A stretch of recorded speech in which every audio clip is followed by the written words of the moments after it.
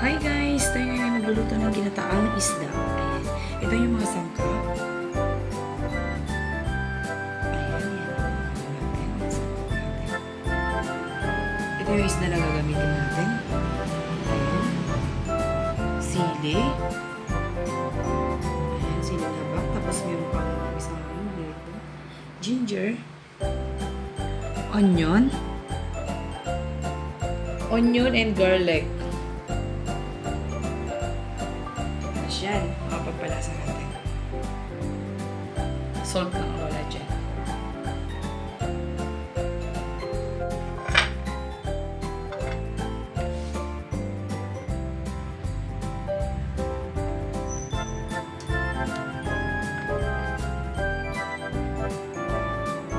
Galit ako magpaksiw sa paksiw na may gata.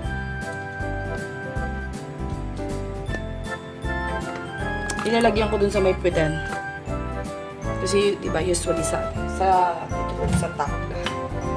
Ako nilalagyan ko pa sa ilalim.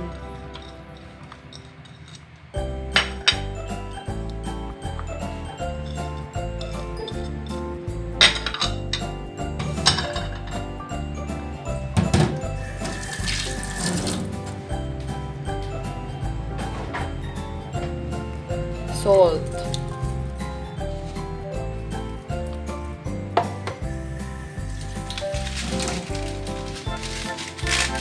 May bago ako na-discover na pampalasahan. Kaya green na yung nakikita niyo.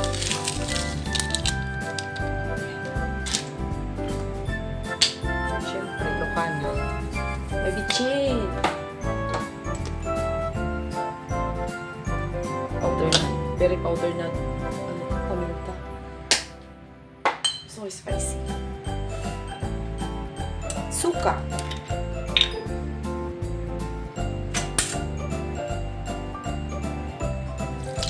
Diba, madali lang pagpaksi. Tapos lalagyan natin ng gata.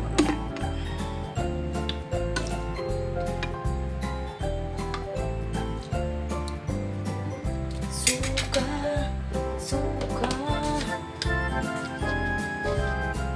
Brown sugar. Pang-balance kasi ito eh. Sa akin. Yan ang magluto.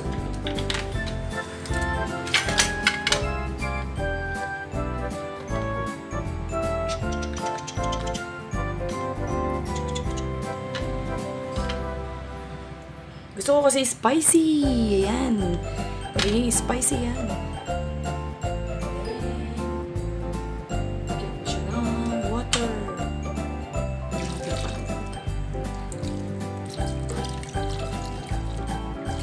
Ayan. So, takpan natin.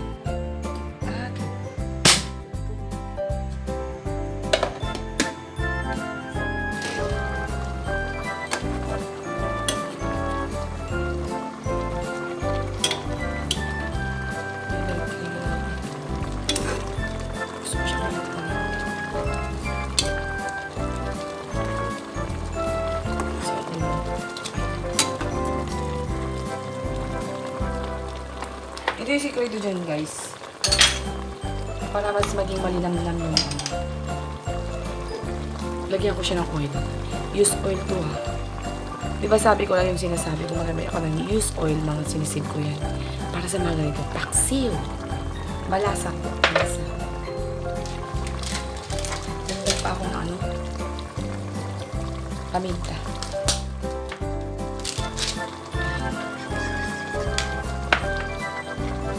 Lalagyan ako ng gata.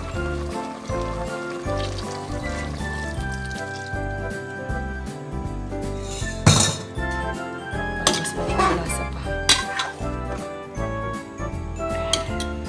Dahan-dahan lang para hindi siya matulog. Pero ano naman kasi ito eh, firm na isda. Hindi siya yung isda na ano,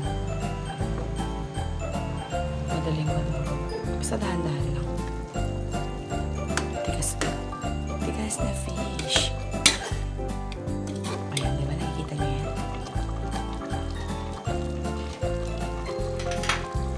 Takpan ulit natin. Okay, let's check. Ayan!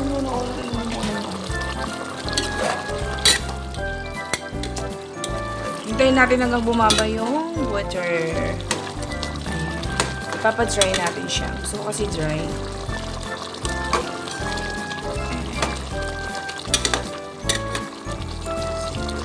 Diba? Firm pa rin yung fish. Wow. Pag ito. Takpan ulit natin.